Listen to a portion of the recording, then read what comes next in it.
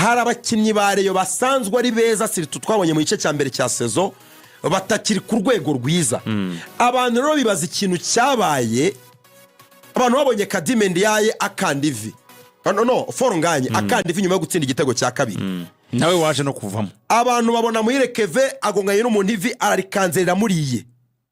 Abantu babona urwego rwa Basane yiruka agahita frena agahagarara bakamucaho akenshi akanazirenza. Abantu bagaruka rero ku kintu cyo kuvuga ngo hari n'umuntu nk'umurero twaganiriye none umunyamakuru yitwa Mabombe uramubona no musesenguzi w'umupira ubu ngubu ariko ni n'umutoza n'umwarimu w'abatoza ni instructor. Ejo bambwiye ikintu gikomeye tuvana Nyamirambo twamanutse n'amaguru tugera mu Biryogo kuva Nyamirambo kuri stade. Yambwiye uburyo muri iminsi yagiye gusura Rayon Sport ku myitozo nk'umutoza agiye kureba Rayon Sport kuki muri iminsi ibintu bitagenda. Yambwiye ikintu gikomeye, yarambwiye ngo nageze ku myitozo ya Rayon Sport nyibona mbere na mbere imyitozo ari twanze saa 9 itangiye saa 10 n'igice ukabona nta cyabaye nta reaction, donc ni nk'ari bisanzwe. Uburyo organisation itinda kugira ngo bakore imyitozo ndetse ngo n'uburyo batera twatu arya tuno batwita n'amakona tuno tuboro tumeze nk'ingofero batera banyura mu biruka byo byose n'amakona n'ubundi. Uburyo ngo babitera nk'umutoza nyine bahita bibona, aravuga ngo iyi myitozo Rayon Sport ikora ni imyitozo iri très primaire, ni imyitozo ngo iri ku rwego rwo hasi cyane ku buryo ngo uyiboneye mu myitozo na performance yabishobora igomba kubiri hasi. Abantu rero bakagaruka kuri cya kintu cyo kuvuga ngo ese Rayon Sport staff technique yayo mu mitoreze iruzuye. Ruvuyanga ntabwo ari accident kuba equipe yarakoze imikino 10 idatsindwa, ariko muri imikino nk'itatu ikurikiranye siricyo muri 2025 ukabona equipe yasubiye ku rwego rwo hasi, abakinnyi baga urwego rwagiye hasi. Hari ikintu kitagenda mu mitorezo ya Rayon Sport siricyo mu myitozo mu nzove ari byo tubonera ku kibuga ubone equipe itameze neza. Hari ibintu byinshi byahindutse. Digan, icyo kijyanye ejo twabonye reaction y'abafana ba Rayon Sport. Match yararangiye nkuko Ronze yabivuze kare, ntabwo ugeze bishimira aba ikipe yabo, ahubwo baririmbye bavuga ngo ayebonga. Kimwe mu bibazo birimo kugaragara muri Rayon Sport ni imyitozo yongerera imbaraga abakinnyi ba Rayon Sport iri hasi, cyangwa ikibazo tugishakira ahandi, cyangwa ni imyitozo muri rusange barimo kudohoka.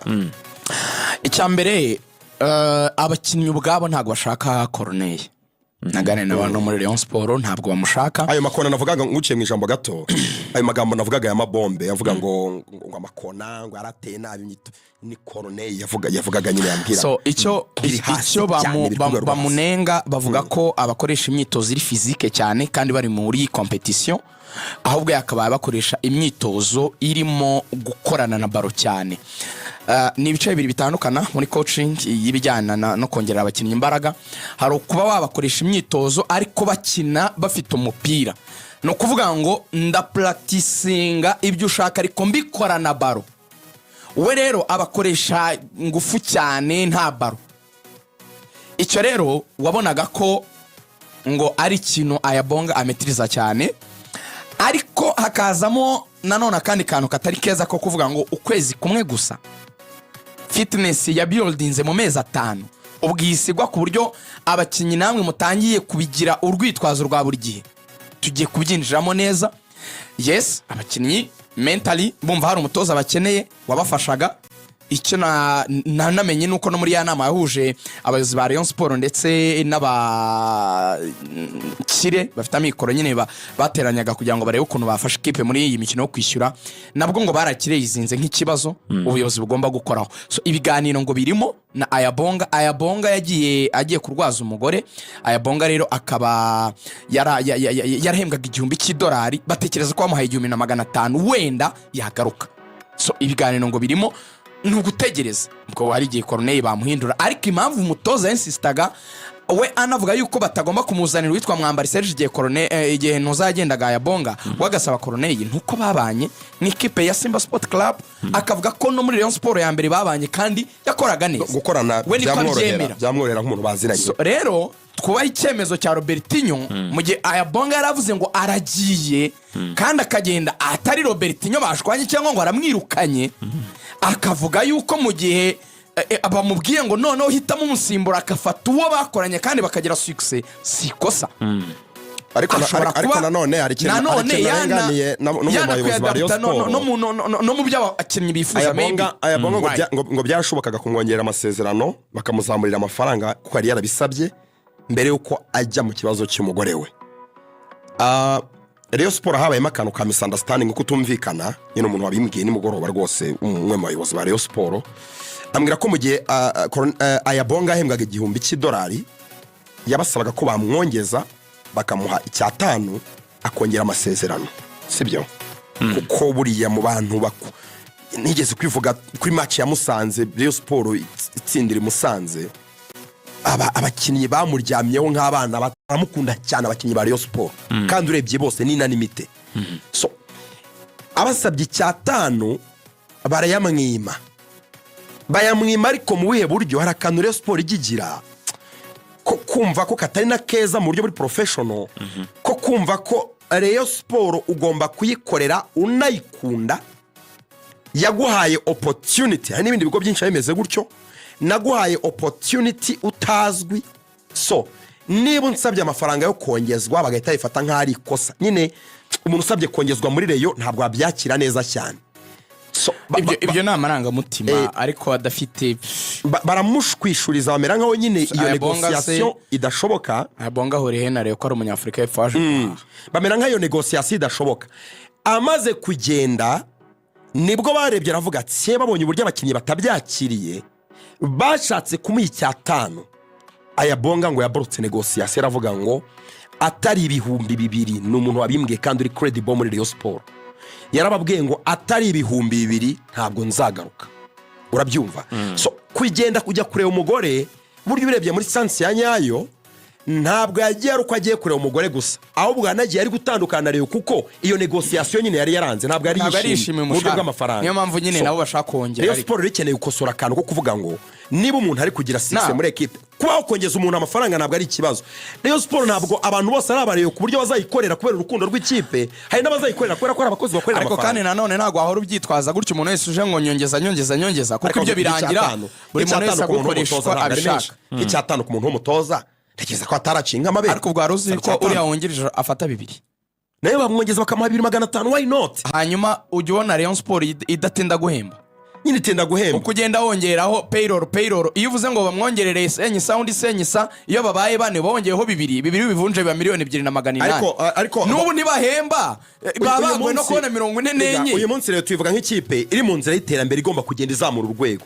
Mu kuzamura urwego harimo no kuzamura nyine imibereho y'abakozi batekereza ko ari ingenzi cyane muri club bakaba fixa ku masezerano ku buryo bakora bishimye batari manegeko ko kugenda buri kanya nekeza ko kuba ejo abafana nyuma y'amace abafana abakinyi bagiye kubasuhuza mu izina ry'Imana abafana baririmbye abafana bo akenshi I'm sorry to say so abo twita abafana no muri nabo bakunzi bacu no badukurikira hari igihe baba drive n'amaranga mutima wicaye don't buy as a professional journalist ugomba kubabwiza ukuri. None se no kora bonga tubita amaranga mutima cyangwa reality n'abakinyi ariko sometimes hari igihe bamaranga mutima atari phone umugabo yitwa Corneille tutaza kumwikoreza resultat za Rayon Sports. Aya bonga n'umuntu w'ingenzi baramukeneye no w'ingenzi ariko aho nahantu tumisinga each and every time icyo ni ubariyo bagomba no kwikuramo dushaka ko tubyegekaho abandi ngo kadima abandi wati iyi ni nayo mentalite buriya inabica nkuko mutabizi fete nuko mbaye muri champion imyaka myinshi mbaye muri umupira mu Rwanda imyaka myinshi ubu niba toxic kubitangaza makuru arize nuko ikipe yanyipfa burya ntimujya mubimenya ko nuko igenda nge mba nyireba irimo iragenda nuko igenda ngo bagiye uwabareyo nayo nuko igenda by'ubureyo nyine nuko ipfa ahantu kameme calmness ibintu byo gututumbya ibintu mukabibiza mukabihindura inkono yashyushye yahiye mwakoze draw ntabwo mwatsinzwe match mwacyafite umwanya wa mbere haperi murayirusha 3 lomeme haperi turi kuvuga ni ikipe ya Rayon Sports yari yatsinzwe na Mukura haperi burakitsindwa n'amagaju ariko ubuzima bwarakomeye. Ndashaka kuvuga iki in the midst of confusion iyo uri hagati mu bintu byo gushidikanya nkoze match 3 bitameze neza nicyo gihe cyiza cyo gutuza umwiryane mukawureka. Abafana ba Rayon mujye mukura, mwicira igikombe. Aba basaza mbahaye umwaka, aba basaza baje mubashima, bakoze akazi, Fazare bigenze neza, none mutangiye kuryana bituruka muri mwe abafana. Ariko se kuba umufana yazamurijwe kuri stade Liga, buretse nsoze statement yanjye, utekereza ko bishobora kwafectinga imishinga y'abayobozi ba Rayon Sport? Nuza kumvugiramo narasoza statement uramvugira ibyo ntavuze, reka nsoze ufata uruhande wumvisha icyo ndi kuvuga. Okay, it is well. Gatoya, iyo mutangiye gushaka ko mushyiraho ikibazo, muba muri gukora amakosa. Gutakaza mace birasanzwe, kunganya mace birasanzwe, nanabibasubiriramo ko muzanganya izindi, muzanatsindwa izindi, na APR izanganya izindi, izanatsindwa izindi. Difference ba hagati yanyu na APR ni imwe. Ntabwo akantu gato kaba gagomba kubakura mu gitereko, kuko muracyafite uburyo mwajera. Okay, byagenze nabi, mwatakaje match, mwanganyije, ariko mufite umwanya wa mbere. Ariko ikibazo rero, reba baracyafite ibintu mu biganza byabo, baracyabikontrola. Dore reba nka Kadime Ndiaye, abantu bamutemeyeho itaka, abo bafana tuvuga baravuga kuri za social media n'ahandi, simbyanga umufana ko yavuga ibyo atekereza, ariko hari icyo abantu bibagirwa. Nukuvuga ngo amajwi menshi avugiye rimwe, ari nacyo kintu cyica ibintu bimwe na bimwe muri Rayon Sport. Biragenda bikarema ikintu kimeze nk'aho ari ukuri, ni ikinyoma cyasubiyemo kenshi kikarangira kibyaye iki ukuri. Icyo kintu ntabwo ukizi, uzumve n'abantu benshi bajya bivuga ikinyoma kivuzwe n'abantu benshi bakagisubiramo, birangira kibaye ukuri. Nkubwire kimwe mu binyoma byabayeho bikomeye mu mateka ya shampiyona y'u Rwanda.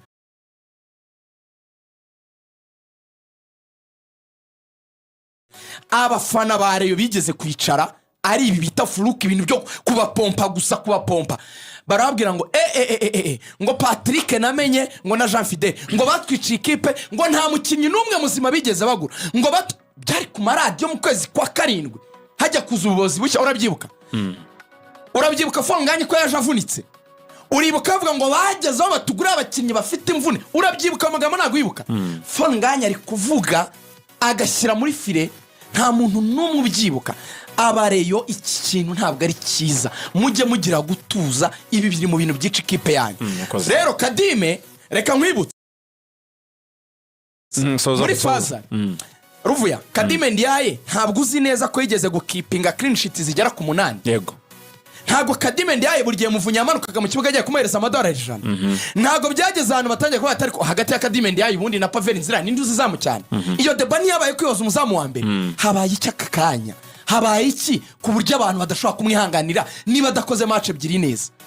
Kwihangana mvuga niki? Simvuga ngo umufana ntiyagaragaza ko umuzamu atafashe neza cyangwa se hari amakosa yakoze ku bitego runaka, ariko uburyo Rayon Sport ishyuha ni ikintu cyo, ni nk'umwana uhiye ku kibuno wibaza ikintu kibaye, hari n'amanota 2 cyangwa Rayon Sport yisibi ya 10. So mutuje, mufite uburyo. Rayon Sport iracyari ikipe nziza mu kibuga, ifite ibintu yakubaka neza. urakoze cyane Ruriga, byumvikanye. Reka twamamaze noneho duze tugaruka mu kanya.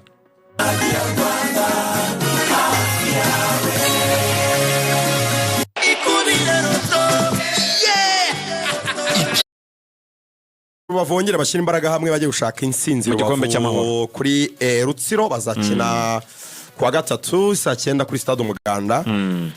Ubwo rero icyo kintu rero cyo kuzamura ijwi bakibyazemo imbaraga zo kujya gutsinda match, ibyo ari byose bigomba kurangira bakagaruka mu mujyi wo gutsinda, sino update nkeya gutangira kuba bibi. Fonganye afite ibitego 11 mu mikino 12 gusa kinnye. Oseni Selafe afite 8, Omar Aba 6, Habimana Yves 6, ndagarukira kwa afite 5, ni benshi. Nizeyimana Mubaraka, Karenzo Alex, Ane Elijah, Boateng Mensa, Bigirimana Bedi, Emmanuel Oku 5. Abakinnyi 10 bose rero barusha abandi gutsinda ibitego byinshi muri shampiyona y'u Rwanda nabo ngabo. Fonganye bishobora kuzarangira baye top scorer, kandi itagize match. Hanyuma ko nabonye yavunitse, hanyuma byaganizere ko bitaza kugorana cyane. Hakaba harimo ko nubwo yavunitse igitego cya kabiri yatsinze, nabonye arabakomeje kubitubwira, ni offside, yari muri offside clear offside. Igitego cya kabiri umupira Kevin yateye akawutsinda n'umutwe, clear offside. Musanze bakomplayininze cyane, aba ni Musanze banyandikiye bavuga ati Rugaju ati yo aperi atsinze igitego cyo kurarira atabantu mubigira debo ati nibi mubiganire. Anyways njye navuze ko nazongera kuvuga ku basifuzi cyane, ubwo yari offside wenda reka twemere ko habayemo ko yibeshye n'umuntu, ariko kandi dusoza gato umuntu yakwibeshya umuntu aba ari umuntu. njye navuze ko nazongera kuvuga ku basifuzi, niba kandi ubwo harimo imbaraga z'igitambaro cyangwa ifirimbi ubwo bazabikosora next time. Sema nshaka kuvuga ibintu byinshi, ariko iyi match Robertinho nawe aze kwemera blame ye ako kana gafate. Robertinho iyi week yose Ruvuyanga umunota umwe gusa ngo yateguye match avuga ko gatandatu azakina Richard, 8 Keve, 10 hagakina Adama Bagayoko. Niko yapanga ikipe cyumweru cyose kwa kundi ukora first team ni ya kabiri bizigenda zihangana. Buryo bashyizemo ari batatu hagati muri equipe runaka nuko ushaka kureba uko bakombina. Arabitegura icyumweru cyose, bigeze ku munsi wa match arahindura azana safe kuri gatandatu. Ari nabyo twavuze ngo Richard Lorenzo yabivuze yakimye nabi, nibyo yakimye nabi, ariko buryo Richard akora neza, afite nimero 6 dometier umufasha umukorera wagakina 8 neza. Therefore Sefu ntabwo arepondaga neza. Ni nayo mpamvu murebye ibitego munarebye ibitego rero yatsinzwe ni ibitego by'amakosa yakorerwaga hafi cyane y'uruga rw'amahina, bataragera muri defense ariko ugasanga baciye kuri save. None mu defense akabura uko bigenza agakubita igitsiburira akamutega agatanga ikosa. Ibyo rero Robertinho nawe nubwo tuvuga ayabonga ko yagaruka ni byiza, nawe afitemo uruhare nk'umutoza, nawe akwiye kugira ibyo akosora n'imisimburiza abantu batakunze. Reka dusoze kuri Rayon Sport Liga. Yego hanyuma rero ku mugabane w'i Burayi